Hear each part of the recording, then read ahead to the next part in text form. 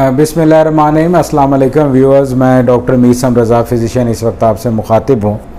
आज का हमारा टॉपिक है कि फ़ालिज क्या है और इसकी वजूहात क्या हैं।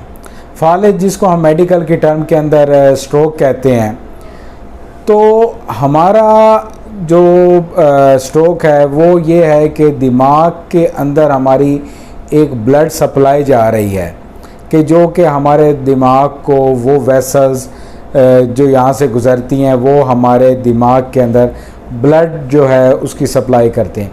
कोई ऐसी रुकावट जो कि उस सप्लाई के अंदर आ जाए तो उस जगह के ऊपर वो सप्लाई जो है वो मुतासिर हो जाती है, जिसके बाद उस जगह का पैथोलॉजी होती है, जिसको हम उस दिमाग का हिस्सा जिसके अंदर ये रुकावट आ जाए, उसके बाद उस दिमाग के हिस्से के अंदर वो सप्लाई बंद हो जाती है। दिमाग का वो हिस्सा वो काम करना बंद कर देता है और वो दिमाग का हिस्सा जो बॉडी के पार्ट को, जो बॉडी के हिस्से को कंट्रोल कर रहा है, वो हिस्सा अपनी जो एक्टिविटी है, जो अपना फंक्शन है, वो ख़त्म कर देता है। उसको हम फ़ालिज, उसको हम स्ट्रोक कहते हैं।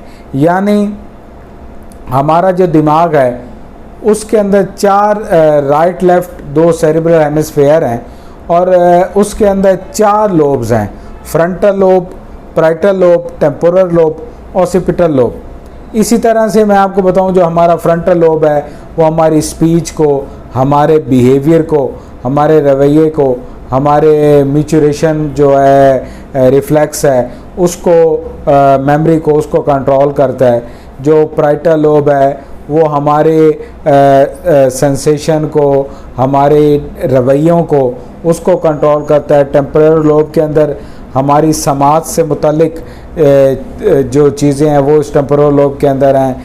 हमारी जो आँखों की नज़र है उसका कंट्रोल जाके ऑसिपिटल लोब से होता है। उसके साथ साथ अंदर से कुछ धागे निकल रहे हैं जिनका ये वाला सिलसिला है कि इधर वाला हिस्सा इधर को कंट्रोल करता है, जो इधर वाला हिस्सा है वो इधर को कंट्रोल करता है।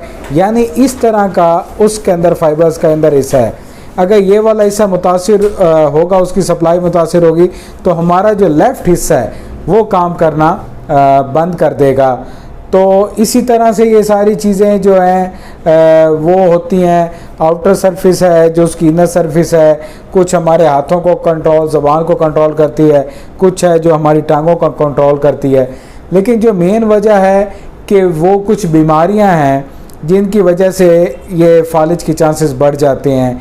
यानी ब्लड प्रेशर अनकंट्रोल, दिल की तकलीफ़, ischaemic heart disease, valvular heart disease यानी दिल के वालों की तकलीफ़, diabetes mellitus, sugar, hypercholesterolaemia यानी कोलेस्ट्रॉल का तनासब है वो हमारे जिस्म के अंदर ज़्यादा हो, गुर्दे की तकलीफ़, नेफ्रोटिक सिंड्रोम जिस तरह से है, उसके अंदर फ़ालिज के चांसेस बढ़ जाते हैं। लेकिन उसके साथ साथ जो हमारे सेडेंट्री लाइफस्टाइल हैं, जिसके अंदर हम सिर्फ खाते हैं, बैठते हैं, एक्सरसाइज नहीं करते, तो ये मोटापा जो है वो सबसे बड़ी बात है। उसके अंदर कोलेस्ट्रॉल का लेवल हो जाता है, शुगर ज़्यादा हो जाती है, इस्कीमिक हार्ट डिजीज़ ज़्यादा हो जाती हैं। अल्टीमेटली वो रिस्क फैक्टर जो फ़ालिज का, स्ट्रोक का है, उसके अंदर बढ़ जाता है। स्मोकिंग, जो हमारी जो स्मोकिंग है वो हमारी वेसल्स को बहुत ज़्यादा नुकसान पहुंचाती है। अल्कोहल, इसी तरह से कोकेन, स्ट्रेस जो है वो हमारी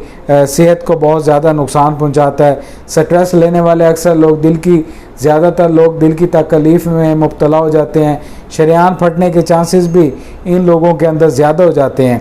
तो ये जो चीज़ें हैं इनके अंदर हम अपनी खुराक के अंदर लो फैट चीज़ें, समोसे, पकोड़े, तली हुई चीज़ें, पराठे, आलू, चावल, बड़ा गोश्त, इन चीज़ों से हम मतलब है कि जितना हम दूर रहेंगे, जितना हम बेकरी आइटम से दूर रहेंगे, जितना हम फास्ट फूड से दूर रहेंगे, उतना हमारे लिए फ़ायदा है। हम रेगुलर एक्सरसाइजेस करेंगे तो स्मोकिंग है, स्ट्रेस है, कोकेन है, अल्कोहल है, इसको हम जैसे ही छोड़ेंगे और इससे दूर रहेंगे तो हमारे अंदर जो फ़ालिज की बीमारी है उसके चांसेस बहुत कम हो जाएंगे। तो ये जो मैसेज है ये ख़ुद भी आप गौर से सुने, अपने दोस्त अहबाब हैं उनको भी ये बताएं। हमारा जो चैनल है उसको सब्सक्राइब ज़रूर करें ये आज की मेरा टॉपिक था, जो शॉर्ट टॉपिक है। यही जो अलामा, यही चीज़ें हैं आप लोगों को बताएं। जिसने एक इंसान की ज़िंदगी बचाई उसने पूरी इंसानियत की ज़िंदगी बचाई। अपने दोस्त अहबाब का ख्याल रखें। शुक्रिया, वस्सलाम।